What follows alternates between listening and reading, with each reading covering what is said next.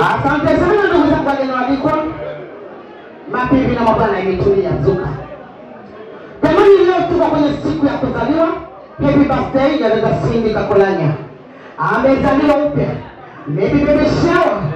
Mwenye lishe, mwenye jiko la umeme, mwenye kisufuria cha kumpikia lishe, mwenye kijiko, mwenye kibakuli. Kazi leo iko hapa. Ibada jamani inaitwaje? Kanani? Leo ndani ya Kaveso. Kata mti pana mti. Yaani leo hakibaki kitu, lakini mimi sitaki kuongea sana kwa sababu mimi naitwa hapa kuja kutoa burudani kwa mashabiki wetu. Kwa nini naitwa Biti Msuri ndani ya Kombolela, mwanamama mtoto chati na kama na jiko langu niko na lele ndani ya dunia. Mimi naitwa Biti. Naitwa Madam Suji. Imetulia. Haya sasa ndugu yangu kama hata. Bagaimana mereka? Bagaimana?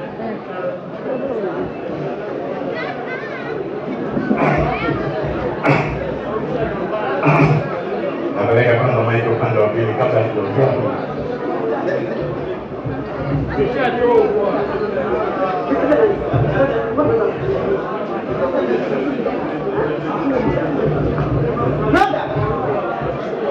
Umenienda nyumbani kwangu, umesema unakwenda kibaruani. Ina maana hapa kwa Bifeti ndio kibaruani? Wewe usitaka kunifanya mimi mpumbavu Bendo wakati wewe ndio mpumbavu. Nakuuliza, hapa ndio kibaruani? Unajua, Beti alikuwa ameniambia kwamba anahitaji kuja kuniandikisha kwenye vikoba. Kwa hiyo mimi nilikuwa nimekuja nilikuwa nahitaji kuja. Wewe unawaza. Sasa hivi mimi nilikuwa kiza wewe uje kwenye vikoba, ndio? Jordan, hebu mwambie wewe. Ndio Amerika.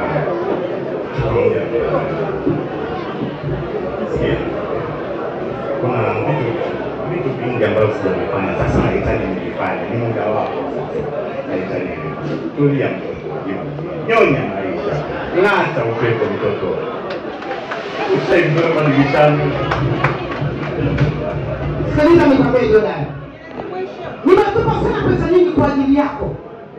Umekuja mji huu nimekuleta mimi, ulikuwa hujui kuvaa, hujui kulala, hujui kutongoza maneno.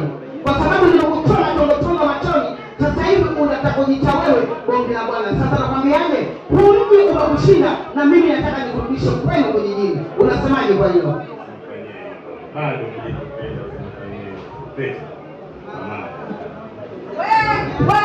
Wewe na ile nyumba hiyo haki yangu. Nipe haki yangu. Hapo ndio ni vizuri. Basi wote bado naomba. Kwanza mimi nataka nimwambie Bifeti.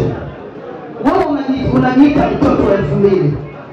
Halafu hauko katika mtoto wa 2000.